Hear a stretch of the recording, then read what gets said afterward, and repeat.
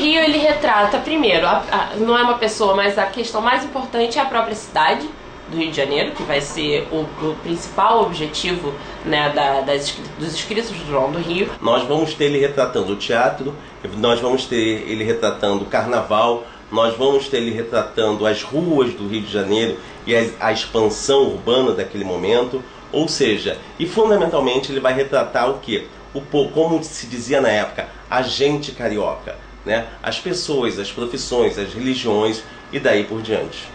O Rio pode conhecer muito bem a vida do burguês de Londres, as peças de Paris, a geografia da Manchúria e o patriotismo japonês. A apostar, porém, que não conhece nem a sua própria planta, nem a vida de toda essa sociedade, de todos esses meios estranhos e exóticos, de todas as profissões que constituem o progresso, a dor, a miséria da vasta Babel que se tornou. E, entretanto, meu caro, quanto soluço, quanta ambição, quanto horror e também quanta compensação na vida humilde que estamos a ver. A Alma Encantadora das Ruas vai ser a obra mais conhecida do João do Rio e, na verdade, essa obra que é uma compilação dessas crônicas e contos de João do Rio sobre a cidade do Rio de Janeiro, ela tem um grande sucesso editorial e se a gente jogar agora João do Rio no Google, vai ser a primeira referência que a gente vai encontrar, e justamente porque ela traz esse compilado de diversos trabalhos. Também acredito que uma das grandes obras de João do Rio, inclusive que utilizamos até hoje, vai ser As Religiões do Rio de Janeiro.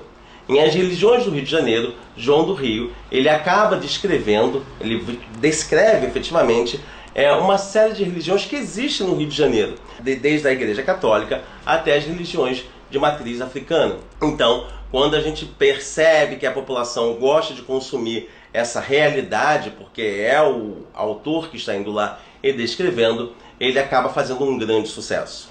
Os hábitos retratados por João do Rio, eles vão estar ligados às práticas religiosas, bastante, né? E essas práticas religiosas da maior amplitude possível de religiões, sejam elas cristãs ou as de matriz africana.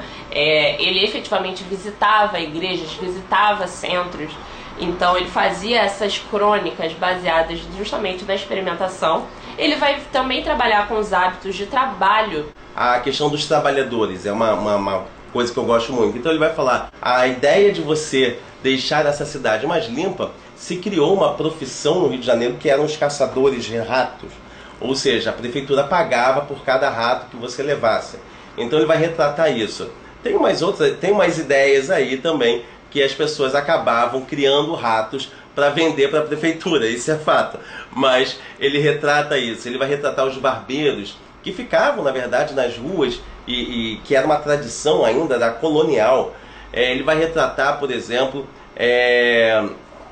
os estivadores, é uma coisa que muito está nas crônicas dele. Ele estava efetivamente buscando retratar os hábitos dessas pessoas, e ele também privilegiava as camadas mais pobres da sociedade. Ele não falava, não se preocupava apenas em retratar a glória carioca, ou uma elite, ou essa elite afrancesada que a gente buscava ter. Íamos caminhando pela Rua da Misericórdia, hesitantes ainda, diante das lanternas com vidros vermelhos. Às esquinas, grupos de vagabundos e desordeiros desapareciam ao nosso apontar. E, afundando o olhar pelos becos estreitos e que a rua parece vazar a sua imundície por aquela rede de becos, víamos outra lanterna em forma de foice, alumiando portas equívocas. Havia casas de um pavimento só, de 2, de 3, negras, fechadas, hermeticamente fechadas, pegadas uma à outra, fronteiras, confundindo a luz das lanternas e a sombra dos balcões.